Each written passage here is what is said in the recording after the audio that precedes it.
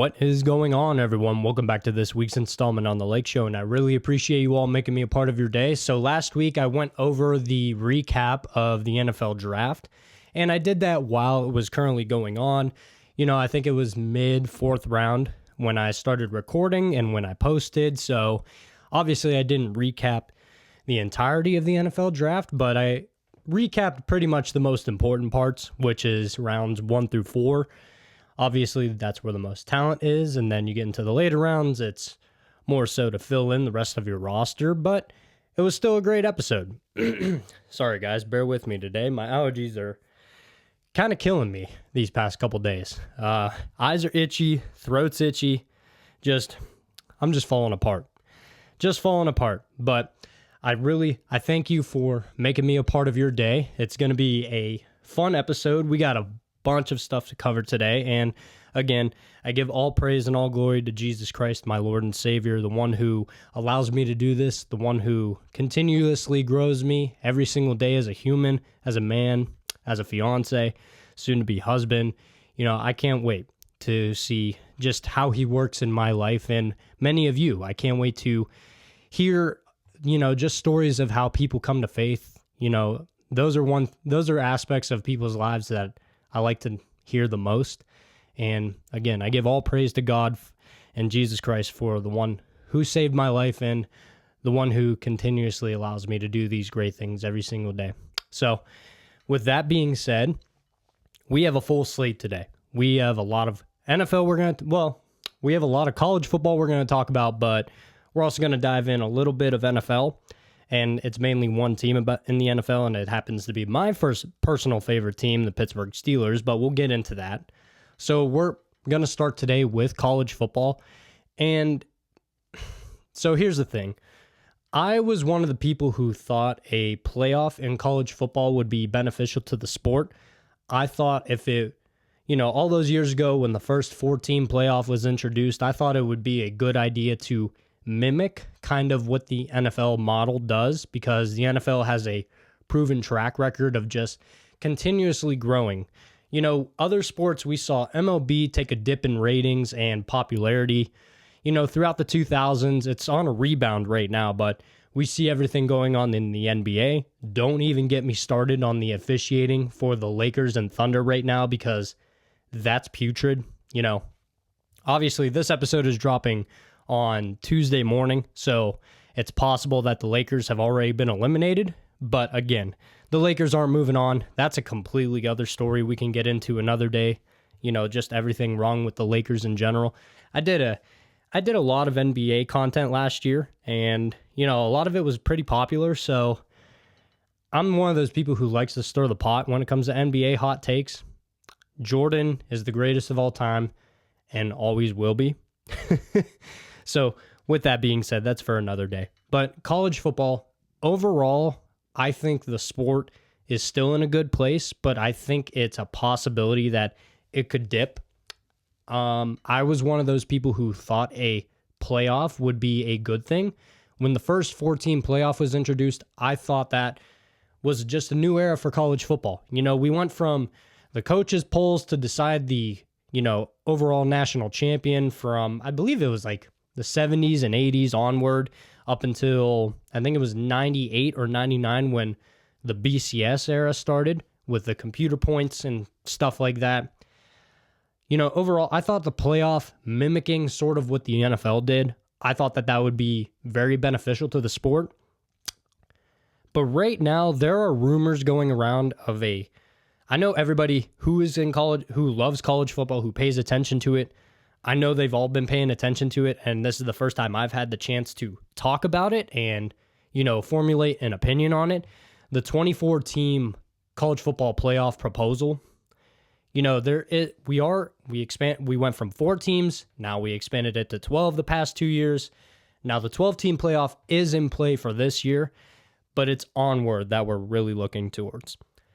Coaches are in favor of it, which is kind of shocking to me, but at the same time, kind of not shocking because they're looking out for their teams and the inclusivity of, a program into the big dance, because it has a lot of tremendous recruiting value, transfer portal value, monetary value. just in general, making a college football playoff is huge revenue status for every team that does make it. But expanding to a 12-team playoff was already controversial just by the way and the metrics that the College Football Playoff Committee chooses to use it. It's basically an opinion-based playoff with the committee having all those decisions and rules and guidelines, and that's where you get controversial rulings like last year with Miami and Notre Dame. Well, Miami beat Notre Dame. Well, Miami lost 2 regular season games within a span of 3 weeks of each other, and then all of a sudden, in the very last week, no team, neither Notre Dame nor Miami, played on conference championship weekend, but they were ranked side by side, and then they decided to flip them. Either way, the college football playoff in a 12-team format is already controversial enough with how the committee's rules, regulations, and guidelines are set. I think it is the biggest mistake in the world if we expand to a 24-team playoff. So this is on CBSSports.com. If this is how the 2025 bracket would have looked like if it was a 24-team playoff format. Now, some of the games are intriguing in general, but you'll understand where I'm coming from after I talk about it. So in the opening round buys, seeds 1 through 8, that's how it would be. 8 teams would have a bye in this new 24-team format. So Indiana, Ohio State, Georgia, Texas Tech, Oregon, Ole Miss, Texas A&M, and Oklahoma would have had your first-round buys. Now, your first-round games would include 24 James Madison at number 9 Alabama, number 23 Iowa at number 10 Miami, 22 Georgia Tech at 11 Notre Dame, 21 Houston at number 12 BYU, number 20 Tulane at number 13 Texas, 19 Virginia at 14 Vanderbilt, 18 Michigan at 15 Utah, 17 Arizona at 16 USC. So on the surface level, it looks like we would have a ton of great and intriguing college football matchups. Like just thinking about Iowa at Miami, I think that would be fascinating. Tulane at Texas would probably be a bloodbath, but teams like Michigan at Utah, that's fascinating. Arizona at USC, fascinating. But realistically, I think you would have more bloodbaths in the first round if it was like this. We already saw what the G5 schools look like in the college football playoff. Boise State got a bye back in 2024 with the original rules and regulations where the highest rated conference champions, the 4 highest rated ones, would get an automatic bye. And that's the whole reason Boise State had a bye. Now, this past year, the 4 highest rated conference champions are guaranteed to get into the playoff, not necessarily have a bye. So that's when you see Tulane and James Madison make the playoff this past year. And it leaves out teams like Alabama and Notre Dame. I'm pretty sure that's a motorcycle, and I'm pretty sure that's my dad. Yeah, pretty sure that's my dad. Now it seems like he's gone. Sorry about that. I'm getting sidetracked. But so you have teams like James Madison and Tulane who still play D1 college football, but it's the lower tier of college football. Nobody in their right mind when Tulane made it and James Madison made it thought that those teams had legitimate shots to make a run to play for a national championship. There isn't a soul on this planet that thought that Tulane and James Madison deserve to make the playoff over a Notre Dame or an Alabama or Vanderbilt or Texas. It's just not feasible. But in the spirit of inclusivity in the sports landscape in college football, you had to put them in. So just expanding to 24 teams, I feel like instantly diminishes the regular season because it takes all anticipation and, sense of urgency out of it. Even going from a 4-team playoff to a 12-team playoff kind of diluted the regular season for a couple teams in general. For example, teams like, if we went to 24 teams like Georgia, Ohio State, Indiana, like Notre Dame, even though Notre Dame didn't make it, but all the upper top tier teams of college football. If you took the 24-team format, teams like Alabama, Georgia, Texas, Oregon, none of these teams would have to worry ever about not making the college football playoff. Their concern at this point would just be finishing in the top 24. That's it. And those teams do that on the regular, year in and year out.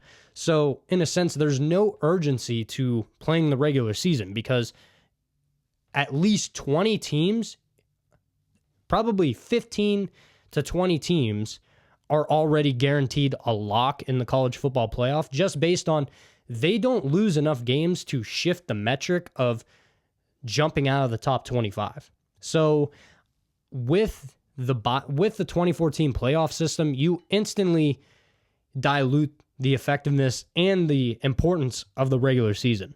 So I'm one of those people who I don't like the current format. I was in favor of expanding because I think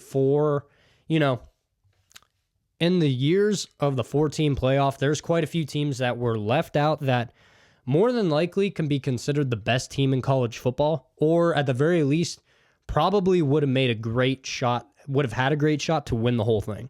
I think of teams like 2023 Georgia, I think it was 2023 Georgia, or even 2022 Georgia, and then 2023 FSU. I understand why FSU was left out, but they were a worse team without Jordan Travis. But again, that's based on everything that the committee set forth, which is stupid and ridiculous. And a selection-based playoff, I think, is worse than a play-in kind of playoff. So this is a rough draft in my head right now. I'm not in favor of a 24-team playoff at all. I understand why the coaches would be lobbying for this. There's plenty of coaches and administrators for a lot of big-time college football programs like in the Big Ten and the SEC, commissioners of certain conferences, why they would be lobbying for that. It's more exposure for their brand. It's higher revenue and TV ratings for them, which means a bigger paycheck and a bigger, take of the cut with all the finances that are poured into the college football playoff from consumers and fans like myself and many of you. But you completely derail the entire regular season. I mean, Notre Dame right now, all they have to do, if they finish in the top 12, they're guaranteed a playoff spot from now on because they signed that deal, which I think is complete trash and stupid and lazy, and we're not even going to get into the Notre Dame spiel. But as far as the playoff is concerned in general, having a selection-based playoff, I think, is the complete wrong thing to do. Even though I like the 12-team playoff, I just disagree with the way it's handled. So I think there should be a play-in format when it comes to the college football playoff to get in. Conference championships stay the same. Now, I'm trying to draw this from, just off of memory of something I saw before Joel Klatt talk about on his college football show. But I'm thinking of along the lines like, 3 teams from the SEC, 3 teams from the Big Ten, 2 teams from the ACC, 2 teams from the Big 12, and then 2 group of 5 teams. So that's really what I'm thinking about. But it would take you would basically take the 4 highest group of 5 teams and have them play each other, to see who would get those last 2 spots. But the conference champions would be in automatically, but that would help their seeding chances if they win the conference championship. So it would be more of a reward and incentive to play harder and make your conference championship game just so you're guaranteed to be in the playoff. But also, if you lose, it hurts your chances at, you might have to play a harder first round game compared to if you get a bye, you might get an easier road to the playoff, to the national championship game. So then you would have 1 versus 2 in a conference play in the conference title.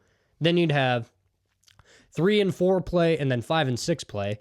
There's 2 more teams right there. The winner advances. Now all of these should play and take place on, conference championship weekend.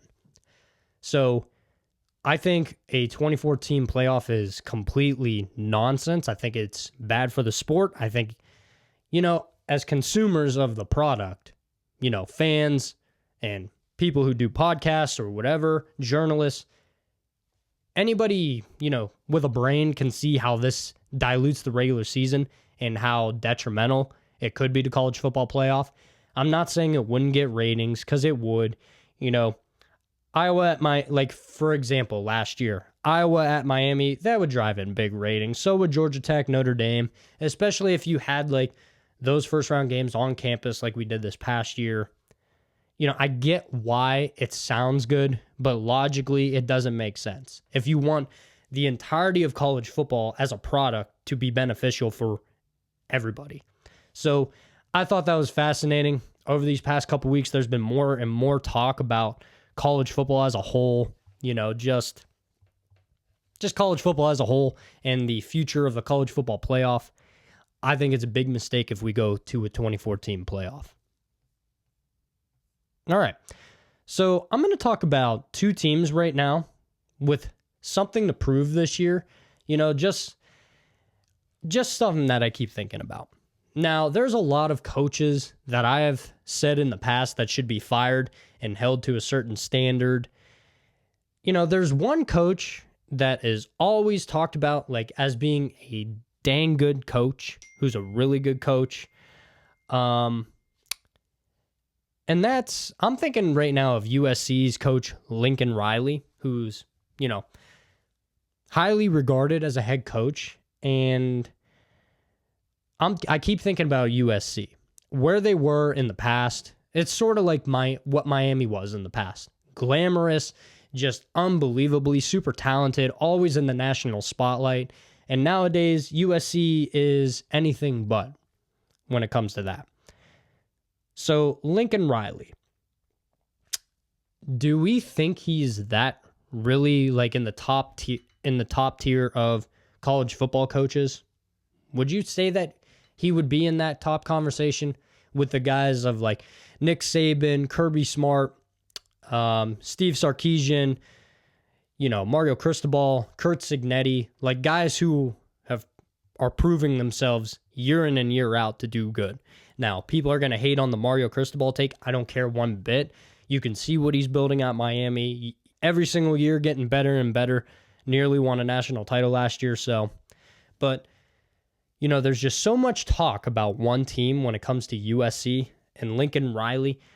Realistically, what has Lincoln Riley done over these past couple years? I think if there's any team that needs to prove something this year, there's two teams I'm thinking about that needs to prove something this year. Really, two coaches. And the first one we're talking about right now is Lincoln Riley. So his first year at USC in 2022, he went 11-3, lost the Cotton Bowl to Tulane. The year after that was when, he had Caleb Williams in 2022 and 2023. He went 8-5 his next year. In 2024, he went 7-6.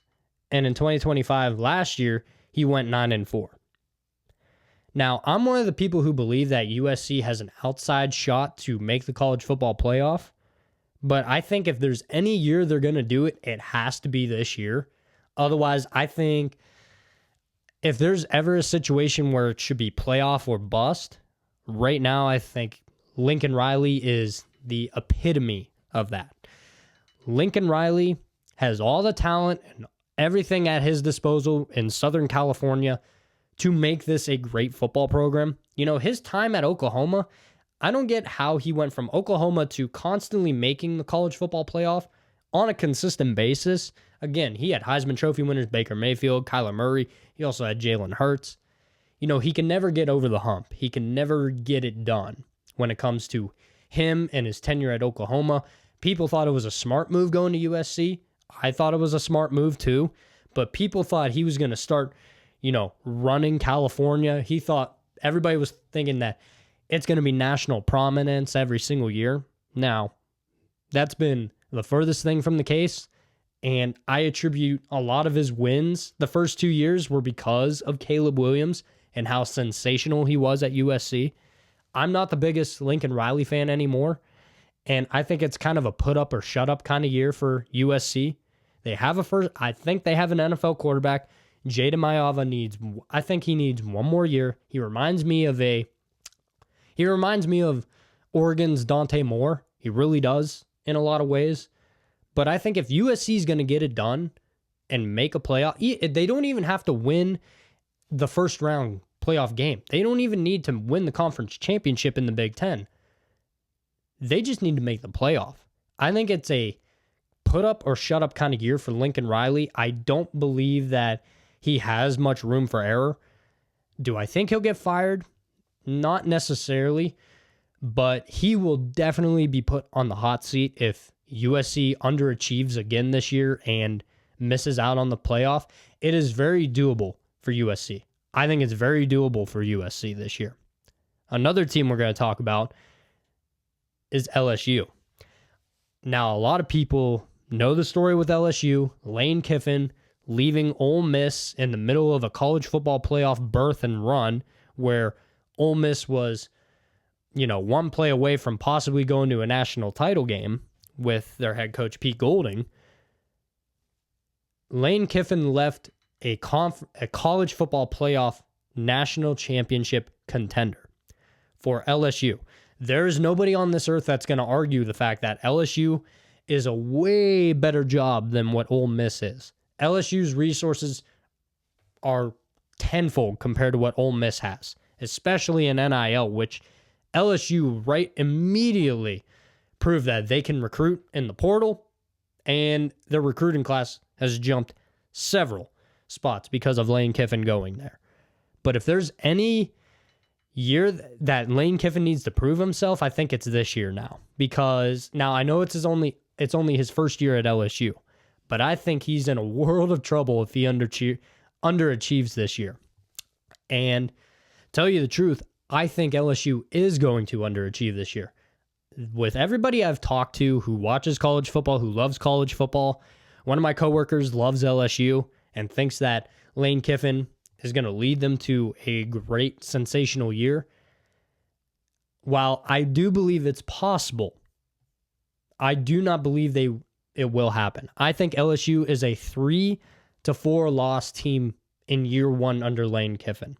Now, that's not to say that Lane Kiffin will get fired if he doesn't make the college football playoff or doesn't even make the SEC championship. I don't think he needs to do that. But there's going to be questions looming depending on how his first year goes. So here's the schedule outlook for LSU in 2026. Starting in week 1, Clemson, Louisiana Tech, at Ole Miss, Texas A&M, McNeese, Kentucky, Mississippi State, Auburn, Alabama, Texas, Tennessee, Arkansas. I can count at least 3 to 4 losses on that schedule right there. Clemson is on the prowl to, reach the mountaintop again in college football. Coming off of a, kind of a poor year and based on all the hype that Clemson got last year, being a perennial national champion favorite to missing the playoff completely, Dabo Swinney and Clemson look to bounce back. And I know it's at LSU. I don't think it's going to be an easy game for LSU, week 1 against Clemson. But the real test starts at Ole Miss in week 3. Lane Kiffin's old team. There is no way that Ole Miss, I feel, is going to lose that game. I'm willing to bet there is not going to be another team in America that will play more pissed off than Ole Miss. I apologize. But there is not going to be a team that plays with more passion, more anger, more ferocity, and more intensity than Ole Miss will play against LSU in week 3. I think LSU loses to Ole Miss. I think they lose to Texas A&M because A&M's coming up ready to make a bounce back after losing in the first round of the college football playoff after a tremendous season. You start off 11-0, you lose to Texas in the final week of the season, preventing you from going to the SEC title game, and then you lose to Miami with home field advantage in the first round. Texas A&M's on the comeback. I think LSU loses to Texas A&M. And then they'll rattle off some wins. I do think they'll beat Alabama. Alabama's, a whole nother episode. We'll talk about Kalen DeBoer. Talk about someone that I think needs to win. That's another team we can mention, is Kalen DeBoer in Alabama, especially with their quarterback situation after Ty Simpson left for the NFL. But then Texas, and I believe it's week 10 or 11, I think LSU also loses to Texas. I think Texas is easily a national champion favorite this year based off how they ended the season last year. The hype train for Arch Manning was super, super high. I think it was almost unrealistic expectations for him. It was his first full season as a starter, but he really took ownership of that offense and of that team on the back stretch of that college football season last year, beating a top-ranked Texas A&M team, beating Michigan in the bowl game. They left on a great note.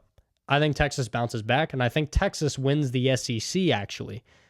I've talked about it extensively that I think Texas dethrones Georgia in that sense. I think Texas wins the game.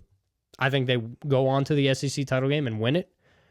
But I've named 3 games, possibly 4 losses right off the rip for LSU.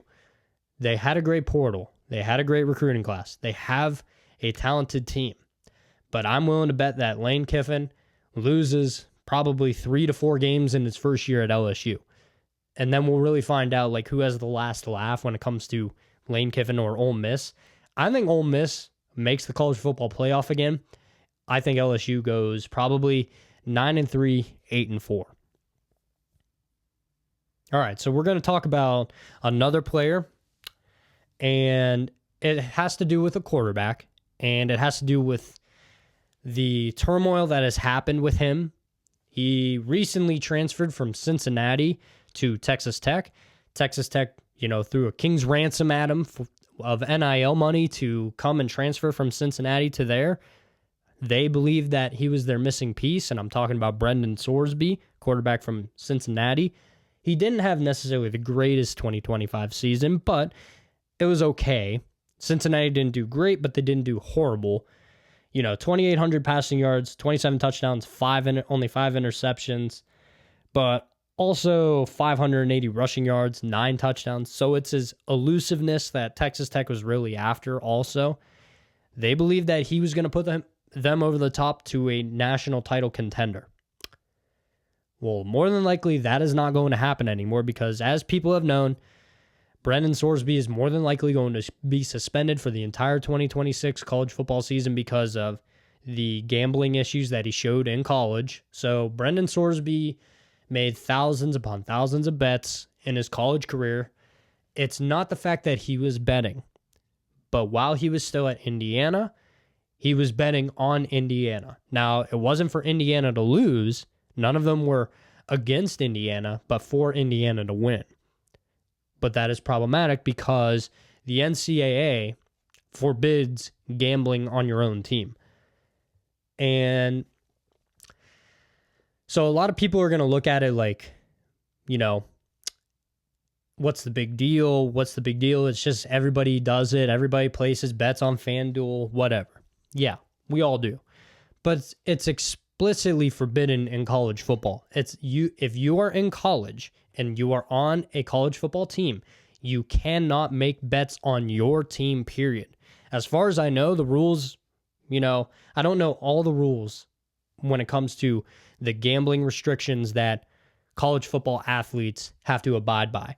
But I do know the biggest one is you cannot bet under any circumstances on your own team to win or to lose. Your own team is completely off hands. You cannot make bets on your team whatsoever. So Brendan Sorsby, more than likely, because of all this going on, is going to miss out on the 2026 college football season, and that throws Texas Tech into a loop because they thought that he was their key to winning a national championship. I do think Texas Tech is still the best team in the Big 12, but they're going to be significantly less of a threat, I believe, than they otherwise would be if Brendan Sorsby was on their team. Now, what's Brendan Sorsby's future? So obviously this is being posted on Tuesday. I'm recording this on Sunday, so something else could have happened to where, Sorsby is allowed to play or they suspend him indefinitely from college football. So let's go with the more likely situation that he will be suspended. So he would have to enter the NFL supplemental draft. And I believe that takes place in June. But realistically, now you're looking at him as a football player.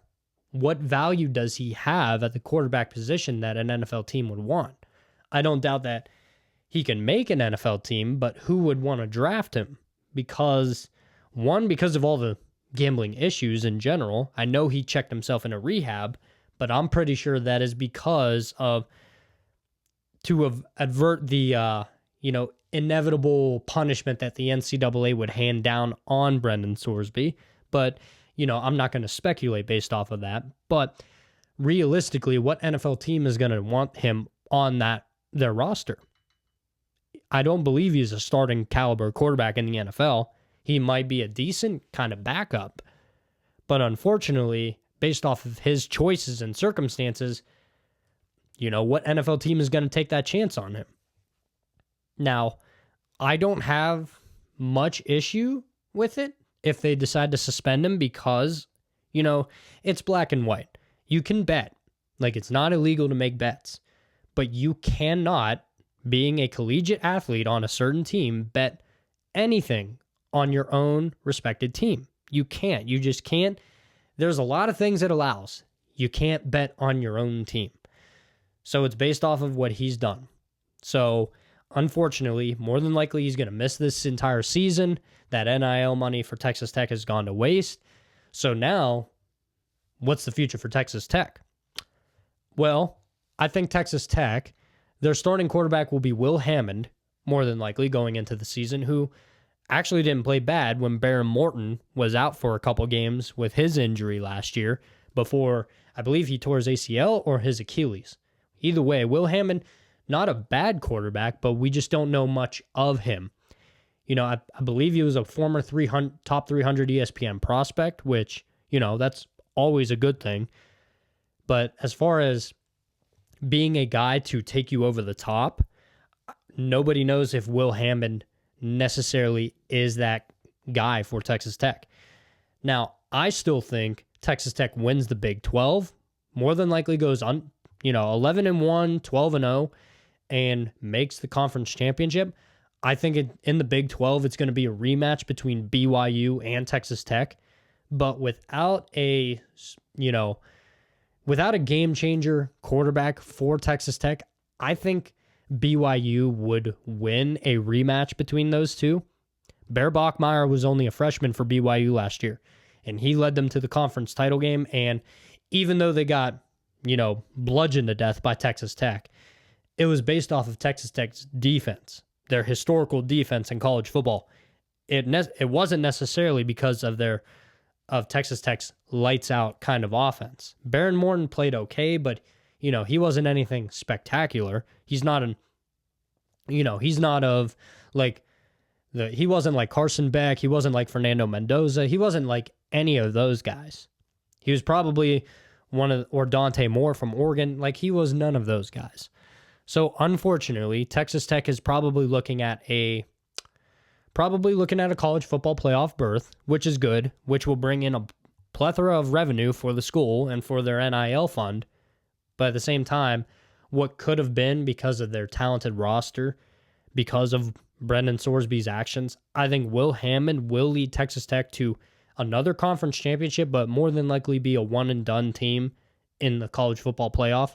Even if that, I'd probably give BYU a slight edge over Texas Tech in a conference championship rematch just based on Bear Bachmeier having another year of college football under his belt, another year starting, and the fact that he was only a freshman last year. So I think Texas Tech, I think they're still going to be good, probably no different than last year, but because of, unfortunately, what Brendan Sorsby did, that's more than likely going to leave Texas Tech without a proper and, great star-studded kind of athlete at the quarterback position. All right, so I'm going to talk about one more.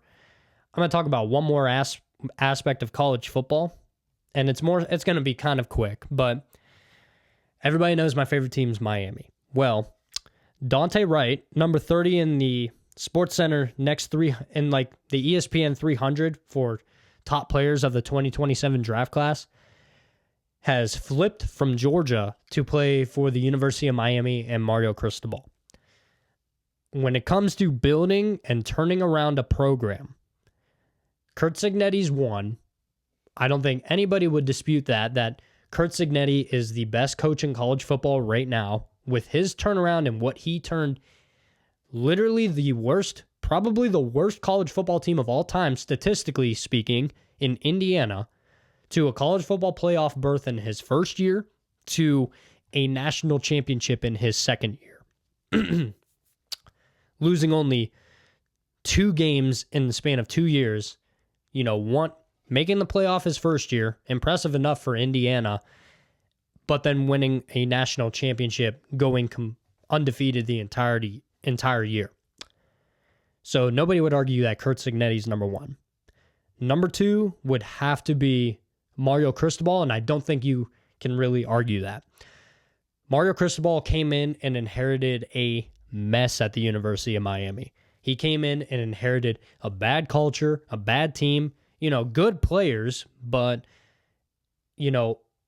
any Miami Hurricane fan knows that Mario Cristobal is the biggest thing to happen to this school in probably 20 plus years. Just seeing Georgia's longest commit for the 2027 class, because these rankings, these kids can decommit and commit all live long day until, National Signing Day for their respected year. But just the fact that Georgia's longest tenured, for the 2027 prospect flipped to Miami just shows to you how dedicated Coach Cristobal is to making Miami great again and turning that program around completely. If there's one team that is on the up and up to be, I think, in a category with Georgia and Ohio State and Oregon and, just the top dogs of college football, I think Miami is at that point again to where they'll be nationally relevant every single year that Coach Cristobal is there. Just seeing what this man has done as a Miami fan, I've seen Miami have more success this past year than Miami has had since I was 2 years old.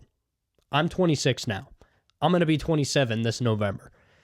The fact that Mario Cristobal in 1 year, obviously it took time. There was that terrible game against Middle Tennessee his first year that was getting blown out by 40 against Florida State his first year, to the kneel down Georgia Tech incident from 2023, to blowing Syracuse in the national, ACC title berth and, college football playoff berth with Cam Ward in 2024. 2025 was a big wake-up call for college football that the U has arrived. I think Miami has arrived back to national prominence. Just seeing what Coach Cristobal is doing and his hand on that program, just steering it back in the right direction to national prominence and to national relevancy, I think that Mario Cristobal and the Hurricanes are here to stay.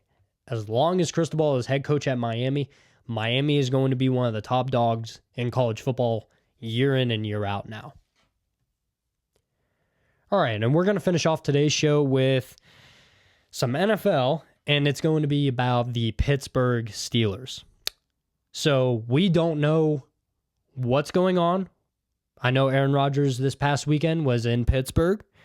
Apparently, I don't believe he cleaned out his locker, from the end of last season, even though he was a 1-year player on a 1-year deal. Listen, as a Steeler fan, I wish we wouldn't go with Aaron Rodgers. More than likely it's going to be Aaron Rodgers, which, I'm fine with. If it's like I'm fine with it, but I'm not fine with it. I'd rather Pittsburgh just stink and get a high draft pick and try to draft another quarterback, or roll the dice, and try and roll the dice with either Drew Aller or Will Howard this upcoming year. Just see what you have in your young guys. Obviously, if they're clamoring for Aaron Rodgers to come back, obviously they don't see enough in Will Howard to let him have the keys of the offense. Now, I forget what player it was, but it was told that, Will Howard, the player basically said he stinks and is so hot and cold, which sounds like Will Howard. Even though he's a national champion quarterback at Ohio State, the consistency was the problem when he was in college. One game he looks on point, super hot, just everything is clicking for him. And then other days, he has boneheaded decisions like him sliding as he ran out the clock when they played Oregon in the regular season 2 years ago. Now, he made up for it by beating them by 40 in the Rose Bowl and then winning a national title. But, Aaron Rodgers, for all his flaws and for him being in his 40s, he threw for 3,300 yards last year, 24 touchdowns, 7 picks. I mean, he was a middle-of-the-pack quarterback. He was a good quarterback. Probably one of his best seasons in recent memory. Just the fact that this is how inept Pittsburgh has been on the offensive side, is that a 42, 43-year-old Aaron Rodgers is the best thing we've had since a brittle, old, broken down Ben Roethlisberger. I don't know where Pittsburgh is going. Omar Khan makes some questionable decisions. He really does. I thought that they should have pulled a trigger on some trades a couple of years ago. In the midst of a defensive player of the year kind of season, TJ Watt, I would have personally traded TJ Watt to get some sort of, if they traded him in his prime before that injury and before him dipping down, probably could have gotten at least 2 first-round picks plus a decent starter. I don't know where Pittsburgh's heading, but it should be interesting. More than likely, it's going to be Aaron Rodgers for the 2025 season. So yet again, more than likely, it's going to be Pittsburgh going 10-7, 9-8, first or second in the AFC North, just because that's how it goes. And they'll be a one-and-done team in the playoff. They'll make the playoff and then get smoked by a better team like Houston, New England, or any teams of those natures. So we'll see how this turns out. I'm not the biggest fan of this move if Aaron Rodgers comes back. I'm more of the favor, give the keys to either Drew Aller or Will Howard. Just see who you have in your young quarterbacks. See if they can do anything. But again, that's why I'm not running the Steelers, unfortunately. And that's going to wrap it up this week on The Lake Show, everyone. I really appreciate you all making me a part of your day. Be sure to like, subscribe, share with your friends, leave some comments down below. I'm your host, Dominic Lako. God bless. I love the chase and the hunt, and I set the pace when I'm running. I always take what I want and I always give it 100. Don't need a bank, no I'm funded. Play the game like it's nothing. I'm always thankful for something, don't take for granted.